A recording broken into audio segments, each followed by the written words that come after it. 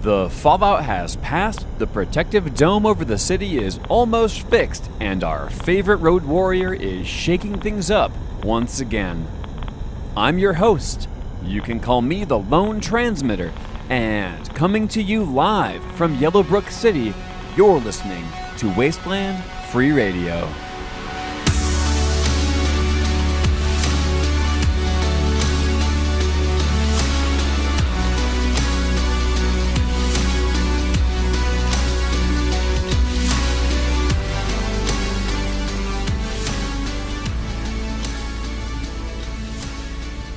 Even after the first fallout storm in years, Yellowbrook City is alive and well, and I have good news. No radioactive incidents. And yeah, I am just as surprised as all of you.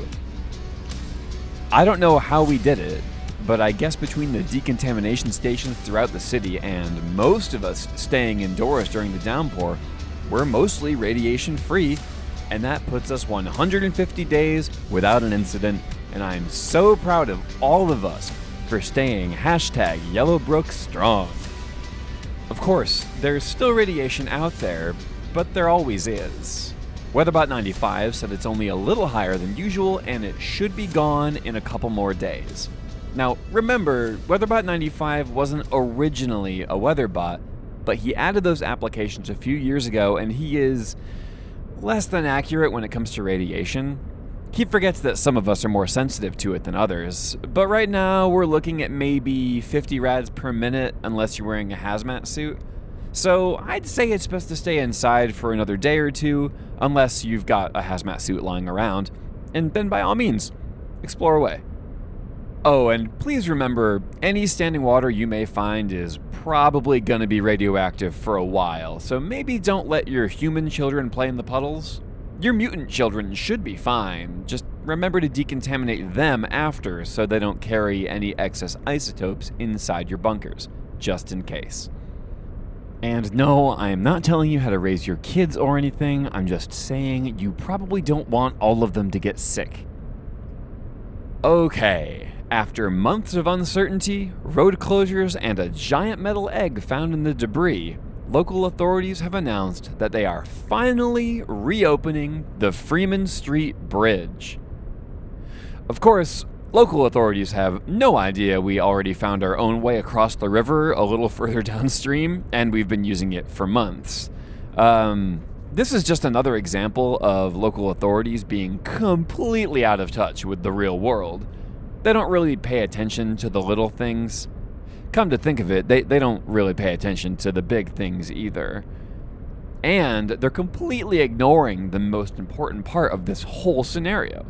The moment a giant metal egg fell from space and destroyed the bridge in the first place. And how is the space egg, you ask? Well, Dynamo Science Labs let me inside to see it. It looks like they actually have been studying the thing, and so far, I'm sorry to report that it doesn't look like it contains a baby kaiju chicken. So, Anime Fan 29, if you're listening, you truly have nothing to worry about as far as this egg is concerned. At least as far as kaiju chicken attacks are concerned with the egg.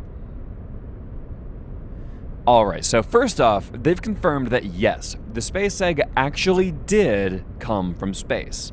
And before all of you start freaking out about aliens, just listen. Its shell is made of this super thin aluminum alloy that hasn't been used since before the war. So it's definitely from Earth. They haven't gotten inside yet. They haven't found a hatch or an access panel. It's almost as if the space egg is actually constructed like an egg. So they can't get inside without breaking through it, but honestly, I wouldn't even try. Because this thing didn't just survive re-entry into Earth's horribly corrosive atmosphere, but it crashed, taking out a bridge. And when they finally got it cleaned up and examined, it was completely unscathed. It's not shiny or anything. I mean, come on, it's been in space for a while, it's seen some things. But not a scrape, burn, or scuff from when it crashed. And the weirdest part, at least to me, they discovered a low-level electric signal inside. Like, it's not very big. It's only enough for like a flashlight or something like that, but that's something. So, no real idea on what this thing is, except that it's not a baby kaiju chicken. But here's what I think might be going on. For starters, it's made of pre-war aluminum. Pre-war. That means the space egg was already up there before the Great Devastation. And that electric signal inside? It's got to be a computer, right? Or like maybe some kind of a weird propulsion system or something, because, well, okay, I'm not an expert in anything, and definitely not in orbital mechanics, but if this egg was in space, it would have needed some kind of navigation system to keep it up there the whole time, right? And I still think it could be a time capsule. And even if it's not, if it's a computer inside, it will be full of data. Data from the past. That sounds like a time capsule to me. I shouldn't get too excited though. Like, who knows if they'll ever get it open. Local authorities haven't weighed in on the discoveries about the space egg, of course, because they're too busy celebrating their new bridge.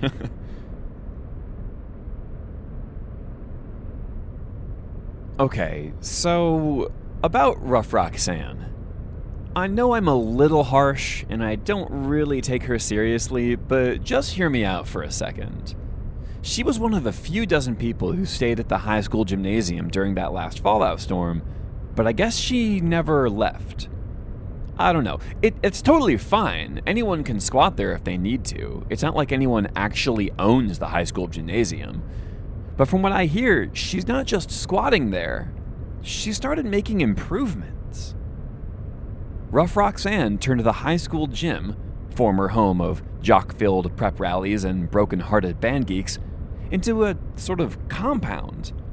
A real compound with electricity, security, and she even turned the visiting team's locker room into a hydroponics chamber. It's like she's building an entire city over there. And I just want to know where she's finding all this stuff. No one in Yellowbrook has reported anything stolen in weeks, and that's where I'm a little confused. I don't know if you remember, but Rough Roxanne showed up at a costume party maybe half a year back, and Weatherbot95 made sure she got home safely. He said that she'd taken over a cargo container just outside the dome, but now she's running what feels like an entire city. Where did she come from? And apart from pretty minor threats, she hasn't really done anything against Yellowbrook City at all. So if Roxanne and her band of road warriors are stealing from anywhere, it's not from us. So, her anti-decontamination stance aside, I might just have been wrong about Rough Roxanne. And I already checked with Max the Millions and my people in Lithium City. Rough Roxanne hasn't stolen anything from them either.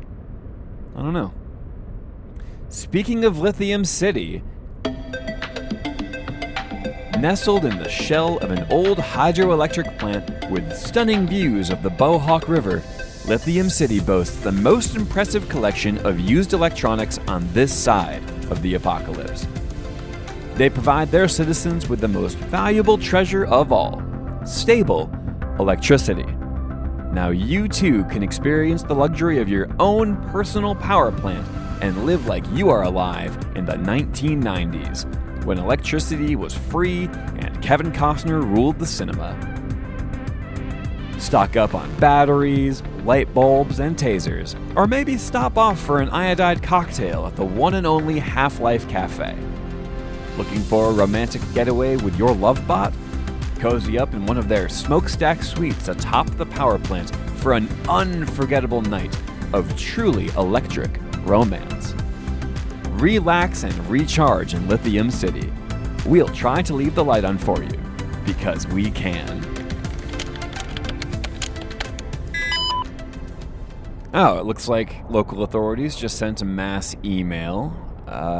They're no doubt finally saying something about the... Nope, wait a minute. Well, apparently when they're ignoring scientific progress and just babbling on about their bridge, they're also trading off our nuke ball team. This email reads, "Hi, sports fan. Okay, so I need to interrupt already. Whenever I get a message from them that starts with, 'Hi, sports fan,' I need you all to know that this is something that's been happening more often, and I think the AI responsible for composition and correspondence is experiencing a glitch. So I'll read this exactly as it's written, with commentary. Hi, sports fan. We hope this day is treating you well. We have new. The Yellow Brick Humans have accepted an offer to trade center shooter Bobby Sourbell to New Spring City in exchange for... Oh, hang on. That's amazing. They're giving us Rollerbot 3.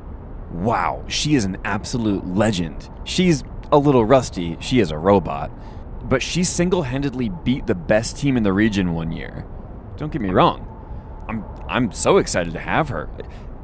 But local authorities just renamed us the Humans, and now they're giving us a robot for our team? A team named the Humans. I think they're up to something. I'll miss Bobby Sourbell, but I've been watching Rollerbot 3 since I was in Rad Scouts, and now she gets to play for Yellowbrook. It's like a dream come true.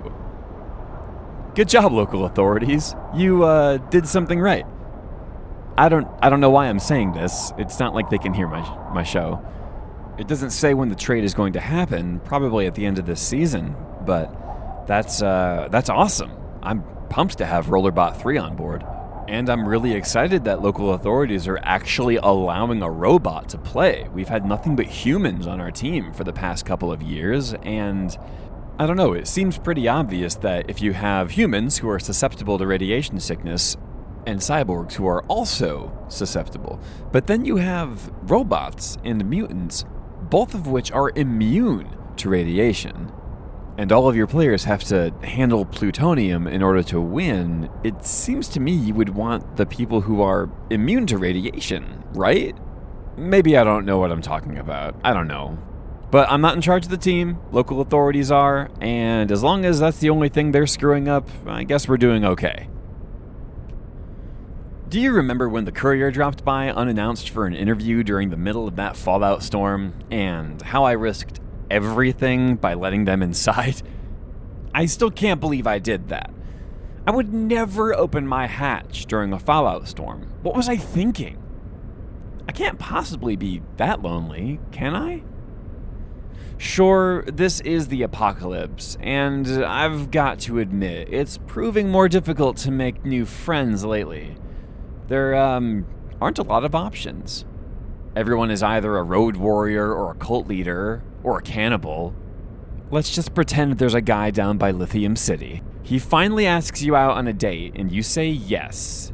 And he says he's got dinner taken care of. So the night is moving right along and you're having the time of your life. So he takes you home and it's you. You're his dinner. And not in a good way. You've been dating a cannibal. He ended up not eating me. It's, fine. But I don't think I'm going to see him again. I don't know. Something felt off. Anyway, I was pretty sure the Courier wasn't a cannibal, so I invited them in, despite the dangers. And it all turned out fine.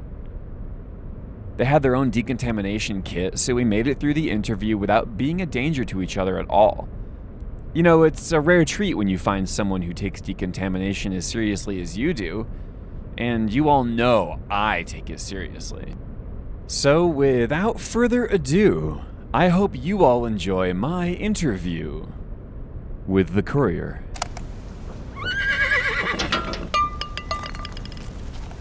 I would really appreciate it if your horse stayed in the hallway. You know, you understand. There's a lot of sensitive stuff in here. But can I just say, I've never seen a real horse before. Not in person. Yours when I met you, sure. They're pretty impressive. You travel with them everywhere? They're named Chasm and Caldera, and I don't mean to boast, but we've crossed the Radlands together, from the glowing shore to the forgotten coast. My companion protector, and my trusty steed. We've been through a lot, and they always stay with me. Okay, fine, but can you tell her to be careful? They can understand you, and they'll touch nothing but the floor. But if you choose to spook them, I can promise you no more. So you've really been to the Forgotten Coast? Recently? What's it like now? It's been many years. Perhaps I can regale you with stories in time. But can local authorities hear this broadcast, or may I speak without the rhyme? Oh, yeah, they can't hear this show. They can't even find this frequency. Also, this room is surrounded by a Faraday cage, so here you're safe to be yourself. Welcome to Wasteland Free Radio. Oh, good. You know, inventing new rhymes every few seconds is pretty exhausting. I used to really love poetry. But, what's a Faraday cage? It's essentially just an ancient metal container that surrounds my equipment. In case of another nuclear event, everything in here is safe. It also happens to block out signals, so the only way for a signal in or out is through my radio tower. I'm also jamming their receivers. They couldn't find this frequency if their artificial lives depended on it. But outside in the Radlands, you figured out another way to stay off their radar. You speak in rhymes because you've got to keep a code. Nailed it. Okay, so do local authorities just dislike poetry? How's that work? Well, we don't really know why, and I don't know if it works everywhere. But the local authorities back home experience some kind of memory glitch when they hear two phrases that end with the same sound. Rad. I guess I learned something new every day. It's so nice to meet someone else with a healthy distrust of our useless overlords. Isn't that most of us? Does anyone actually trust them? I'm sure somebody does. I mean, they do have some benefit after all. They are avid nukeball fans, and nukeball is good for the local economy. Sure, but all of those nuke-based injuries, I can't imagine that they take care of the players. I don't really do nukeball, though. I travel too much. Yeah, nukeball isn't for everyone. Not to mention local authorities are making an absolute mess of our team. I don't want to get into it right now. But so you travel the Radlands on your horse, and you deliver messages and packages as you go. Can you tell me more about that? Also, do you wear that gas mask everywhere? It's probably safe for you to take it off in here. No, it's not that. Radiation doesn't scare me. I've ridden Caldera and Chasm through worse. It's not my first choice, but it's part of the job. But about the mask, between the diseases and the fungus out there in the Radlands, I never take this mask off. Keep in mind, I try to stay anonymous when I'm out on the road. And to be perfectly honest, I kind of just like the way it looks on me. I mean, sure, everyone's got a thing, right? You've got the mask, I've got my station beast, Grand Reverend Supreme has his ice cream socials. Wait, have you tried the Grand Reverend's ice cream? Are you kidding? No, absolutely not. I don't know what he puts in there. Okay, good. He's a regular of mine, and I bring him some questionable ingredients from time to time. Trust me, it's definitely not cream that he's serving at his ice cream socials. I mean, he's a nice guy, I guess, but... Nice guy? He runs a doomsday cult. Sure, but he hasn't hurt anybody or abducted anybody. I've seen all sorts of doomsday preachers in my travels. And let's just say you don't have to worry about anything until he starts recruiting virgins to sacrifice to the fire gods. Then you'll have a real problem on your hands. But even then, most people have enough sense to not offer themselves up as a living sacrifice to non-corporeal beings who most likely don't exist. If you say so. You've got a lot of faith in people. He just makes questionable ice cream and holds weird parties, but I think he's probably harmless. All right. Oh, moving on. So you mentioned back home, and in your recording you said you were from the Glowing Shore. So tell me, is it really as dangerous as they say it is up there? Is the radiation level really that high? Radiation level? Is that what you think? I mean, that's what I was told. Well, okay, the Glowing Shore deals with radiation storms just like everywhere else in the Radlands, but it's no worse than anywhere else. It's actually more beautiful than that. It's the aurora, the northern lights. These giant curtains of colorful, shape-shifting light that just hang from the stars. Oh, well that actually, kind of sounds delightful. How's it work? Well, I'm a courier, not a scientist, but I will do my best. I do know it has something to do with solar wind hitting the atmosphere. Sometimes it's just like a faint glow, but other times it's like wisps of fluorescence, a gift from the sun's incandescence. They hold my hand and kiss my face, reminding me why I choose to wander in the first place. I mean, isn't wandering part of your job? Well, I guess I just felt the call for adventure to discover whatever beauty remains in the world. You know, I joined the service because I was going to travel anyway, so it made sense. The service? The snail mail service. SMS, where we always deliver. Oh, right. So fast. I remember now. It sounds pretty rewarding. You get to see the world. Does that pay anything? The pay is okay, but I do it because something in my soul is deeply settled by this work. You know, the other day I delivered a package to an old woman with blindness. It was a letter from her granddaughter who just learned how to write. She asked me to read it aloud for her. Since she's blind, it was such a... I don't know. The world is so bleak and full of despair everywhere I go, but I felt real honest goodness that day. I haven't felt it since I left home. When you deliver bad news as often as I do, goodness can be a little hard to come by. So, what did it say? And what did it say? The letter. I can't divulge that information. I take my customers' privacy very seriously. You don't want to end up like MetaMail. Oh, hang on. I remember MetaMail. They lost every package I shipped. Whatever happened to them? Well, first they got caught stealing people's information, and then they started just stealing people. And that's when they crossed the line. Yikes. Yeah, turns out when you're bad at parcel management, you're usually also bad at kidnapping. So where are you off to next? Oh, I'm passing through Lithium City before heading north to... Oh, your favorite place, New Spring City. Ugh, you deliver to them too? Really? People need their mail, even ones that you don't like. Oh, and their water is fine, by the way. It doesn't taste very good, but it's still water. All right, fine, but... Oh no, it looks like I have to wrap things up because we're running out of power. I guess the generator is taking the rest of the night off so you can save enough power for the protective dome. We're running on battery powered now, sorry. Well, all right. It's been a real pleasure to be here. You are welcome to stick around until after the fallout clears if you want. Thanks, but I've got places to be. But before I go, where can a cyberpunk mutant like myself get a good cup of coffee around here? So, I sent the courier on their way with a bunch of coffee from Max the Millionth. Don't worry, they paid for it. They paid me for the coffee.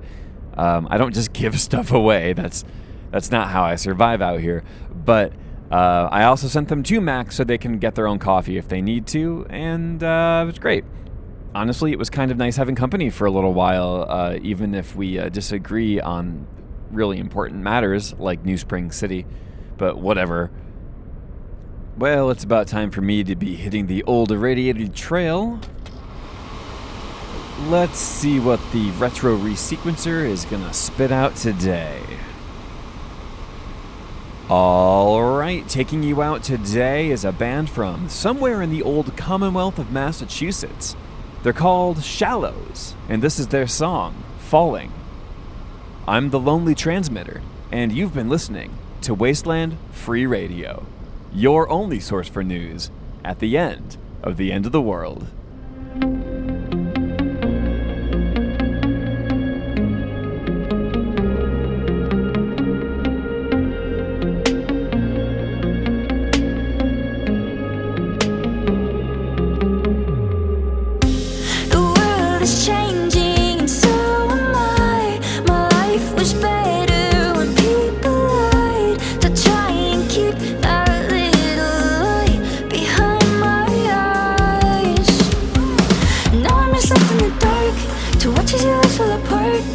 Gives you pennies and not strong enough to fix holes in your heart. No, can end the pain inside your brain, so let it go. How can I scream if I have no voice left? How can I fight if I have no faith left? What do you do in the world you thought you knew was right? I wanna get it, but I can't now. And when we're falling over here beneath the